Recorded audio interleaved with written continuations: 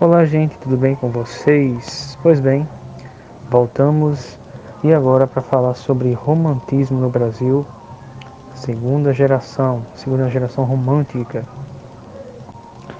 Começando então com a contextualização histórica, vamos até o século XIX, até a Alemanha, e vamos pensar em Goethe, Sofrimentos do Jovem Werther. Uma obra que apresentou um texto melancólico, e uma leitura que desperta um sentimento de ansiedade, de desejo por algo inatingível. Afinal, o personagem Werther cativa muito o leitor sobre sua perspectiva de amar e não ser amado, e de ter sua amada prometida a outro. A narrativa de Werther acompanha muito os pensamentos dos poetas românticos aqui no Brasil. Mas antes de chegarmos aqui, vamos falar também sobre Lord Byron, George Gordon Byron, sexto barão da família Byron. Herdou esse título ainda quando criança e tornou-se uma lenda da literatura britânica. Afinal, o jovem que cresceu sendo alvo de brincadeiras, né, de bullying, na verdade, por parte de colegas de escola, e ter tido um ambiente familiar bem conturbado, tornou-se um dos grandes poetas da história da literatura britânica. Byron foi o maior nome do romantismo nessa perspectiva mais intimista, ligada a fatores mórbidos, cheios de hipérboles, metáforas, certos tons de ocultismo também, ou seja, uma coisa, digamos, mais sombria, mais intimista. Byron escreveu obras como Dom Juan, uma versão da variante espanhola, e também textos ligados mais diretamente à temática romântica, com uma perspectiva mórbida, que o tornou famoso e adentrou o imaginário popular. Byron tornou-se um rockstar, praticamente, na sua época, né? Dada a sua tamanha fama. Um homem vaidoso que, quando ia ser pintado em quadros, pedia sempre para ser retratado como uma figura forte, bela. E, inclusive, mais um fato curioso da vida dele, que sua filha, Ada Lovelace, não chegou a conhecer o pai. Afinal, ele deixou a garota cerca de 2 meses após o nascimento dela, e foi embora. E a mãe deu uma grande educação para a menina, que cresceu e se tornou um grande nome no meio intelectual. E, inclusive, foi super importante para o processo tecnológico, para o desenvolvimento da tecnologia. Ela desenvolveu códigos, decifrou códigos importantes na época. Ela foi uma vanguardista. Pois enfim, voltando agora para a literatura em si, Byron influenciou a segunda geração romântica no país, tanto que ela é conhecida como geração byroniana. O mundo nessa época tinha, de certa forma, razões para ser intimista. Afinal, a tuberculose estava se disseminando o mundo afora. E não foi diferente aqui no Brasil. As pessoas estavam morrendo muito, muito jovens. A doença se apresentava como praticamente uma sentença de morte. Lembrando que a tuberculose levou Byron, o próprio Lord Byron, e tempos depois levou outros poetas britânicos que também fizeram parte do romantismo, como o grande John Keats, que ele já vem um pouco depois do Byron, naquela que é a última fase do romantismo na Inglaterra. Mas enfim, aqui no Brasil, Quem bebeu muito dessa fonte foi o Álvares de Azevedo. Álvares de Azevedo apresentava em sua poesia um profundo subjetivismo, um sentimentalismo exacerbado, um pessimismo e melancolia, um egocentrismo e individualismo, fuga da realidade, um escapismo, um desejo de contornar as situações e fugir delas de uma maneira, qualquer maneira que seja, inclusive através da morte. E o saudosismo, aquela coisa de considerar os tempos passados como sendo superiores, sendo melhores. Afinal, essas características são características do romantismo aqui no nosso país.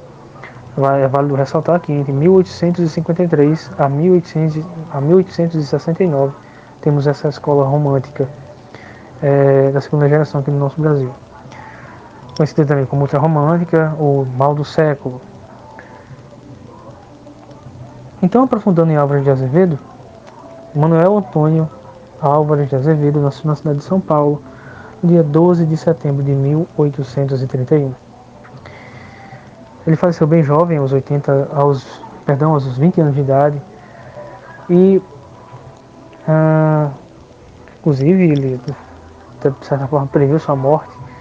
Alguns amigos dele faleceram ainda na época do colegial, e daí ele já presumiu que ele seria o próximo, e aí fulminou isso acontecendo. Coisas do destino, né? Coisa bem presente, por sinal, na segunda fase. Aliás, no romantismo como todos, essas coincidências, assim, e a morte jovem. 2 meses antes de morrer, na verdade 1 mês para ser mais preciso, ele escreveu um poema chamado Se Eu Morresse Amanhã. Nesse poema a gente encontra alguns traços do que foi a poesia dele e também do romantismo sob a sua perspectiva. Vou declamar esse poema para vocês. Esse poema foi declamado por Joaquim Manuel de Macedo no funeral do Álvares de Azevedo. E esse poema diz assim: Se eu morresse amanhã. Se eu morresse amanhã, viria ao menos fechar meus olhos minha triste irmã. Minha mãe de saudades morreria se eu morresse amanhã. Quanta glória presinto em meu futuro, que aurora de porvir, que manhã. Eu perdera chorando essas coroas, se eu morresse amanhã.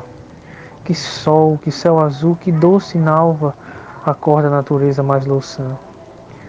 Não me batera tanto amor no peito se eu morresse amanhã. Mas essa dor da vida que devora a ânsia de glória, o dolorido afã. A dor no peito emudecer ao menos se eu morresse amanhã. Vejam que nesse poema a gente vê esse desejo mórbido de escapismo da morte como solução. Não somente nesse poema, mas em outros ele já apresenta isso. Álvares de Azevedo possui a obra chamada Lírios dos 20 anos, um compilado dos seus versos, publicados póstumamente. Afinal, como foi dito, faleceu muito cedo. E dentro dessa compilação temos também Noite na Taverna, um texto forte, que não é fácil de fácil leitura, principalmente para quem é mais sensível. É um texto assim, do tipo que aborda temáticas soturnas, envolvendo ocultismo e relações humanas deploráveis, a certo ponto. Mortes, assassinatos causados de forma friamente executados. E é aquela coisa, né, assim, apagou a luz, ninguém. Onde apagou a luz, ninguém é de ninguém, diante daquela movimentação toda presente na obra. Mas, contudo, ela também serve como um bom exemplo do que foi essa segunda fase, porque são textos muito intensos, carregados de melancolia e de ambiente soturno, algo que lembra muito poemas de Byron, como é, é, que fazia alusão a, por exemplo, beber um vinho num crânio, enfim. Então fica também essa dica aí, claro, se você é muito sensível, vá com calma nesse texto, porque é realmente bem marcante e chocante também. Seguimos então para outro grande nome, essa segunda fase do romantismo no Brasil. Ele que inclusive, lembro de um episódio da Grande Família em que a dona Nenê vai se apresentar no sarau e faz questão de declamar um poema presente no livro As Primaveras. E a obra As Primaveras, claro, é uma obra do Casimiro de Abreu, a única que ele teve. Afinal, morreu também muito jovem. Casimiro de Abreu foi um dos maiores poetas da segunda geração romântica no Brasil. Claro, período marcado por poemas relacionados a amor, decepções e medo. Ele viveu e escreveu pouco. No entanto, mostrou em suas poesias um lirismo assim, adolescente, ingênuo, bem representado em seu livro, único livro, As Primaveras. Um dos exemplos, 18 anos. Um clássico, inclusive recomendo que vocês vejam na interpretação do Paulo Outram, um grande ator, um grande intérprete que, declamando poesias, tem no YouTube vários outros vídeos dele fazendo declamações não só do Casimiro. Mas enfim, vamos lá. 18 anos. Oh, que saudade que tenho da aurora da minha vida, da minha infância querida que os anos não trazem mais. Que amor, que sonho, que flores, naquelas tardes fagueiras, à sombra das bananeiras, debaixo dos laranjais. Como são belos os dias, o despontar da existência. Respira a alma a inocência como perfumes à flor. O mar é lago sereno, o céu um manto azulado, o mundo um sonho dourado, a vida um hino de amor. Que aurora, que sol, que vida, que noites de melodia, naquela doce alegria, naquele ingênuo folgar. O céu bordado de estrelas, a terra de aromas cheia, as ondas beijando a areia e a lua beijando o mar. Ó dias da minha infância, ó meu céu de primavera, que doce a vida não era nessa risonha manhã. Em vez das mágoas de agora, eu tinha nessas delícias de minha mãe as carícias e beijos de minha irmã. Livre, filho das montanhas, eu ia bem satisfeito, de camisa aberta o peito, pés descalços, braços nus, correndo pelas campinas, à roda das cachoeiras, atrás das asas ligeiras das borboletas azuis. Naqueles tempos ditosos, ia colher as pitangas, trepava a tirar as mangas, brincava à beira do mar, rezava as ave-marias, achava o céu sempre lindo, adormecia sorrindo e despertava a cantar. Pois bem, percebam que nessa obra temos aqui um forte saudosismo, ou seja, algo presente nesse romantismo, ingenuidade e remeter ao passado. No caso aqui, o Casimiro retrata a infância, que soa sempre como algo maravilhoso, principalmente diante das mágoas que os românticos da segunda fase tanto abordam. Notem aqui que em determinada estrofe ele fala exatamente isso. Fala que a infância era boa por não ter as mágoas de agora. Notem aqui, ó dias da minha infância, ó meu céu de primavera, que doce a vida não era nessa risonha manhã. Em vez das mágoas de agora, eu tinha nessas delícias de minha mãe as carícias e beijos da minha irmã. E beijos de minha irmã. Aqui, vale ressaltar que o Casimiro ele cresceu numa região rural, seus pais eram donos de fazendas, e ele cresceu bem nesse ambiente. Então tudo que ele retrata aqui em Meus 8 Anos é algo que ele realmente viveu em sua infância, esse contato com a natureza, e aí entra em determinado momento em contato com a natureza presente também lá na primeira fase do romantismo, só que agora diante de uma perspectiva de exaltação e um meio lírico dentro desse cenário. Então avancemos, gente, para fazer um resumo agora de tudo. Romantismo no Brasil, influência de Goethe, Sofrimentos de Jovem Werther, obra alemã, com a narrativa que remete a essas angústias amorosas, angústias da vida, com característica de escapismo, da morte como solução. Temos Lord Byron como grande influenciador na poesia aqui no nosso país, a segunda geração. Byron, poeta britânico, que deu um pontapé inicial nessa coisa mórbida na sua poesia, coisas tocando temas que vão no âmago. Temos ocultos, uma estrutura não só pautada agora em alicerces clássicos, mas também pautados em temas que vêm romper com padrões, etc. Padrões que eu digo aqui diante de uma perspectiva de fases anteriores. Vale ressaltar que essa geração aqui é conhecida por não abordar temas sociais, por exemplo. E isso aqui, agora a gente chega no Brasil, Álvares de Azevedo, o grande nome, o maior representante, bebeu muita fonte do Byron, o poeta que faleceu de tuberculose, muito jovem, ator desde os 20 anos, em Noite na Taverna. Poemas como Se Eu Morresse Amanhã representam bem a poesia do Álvares.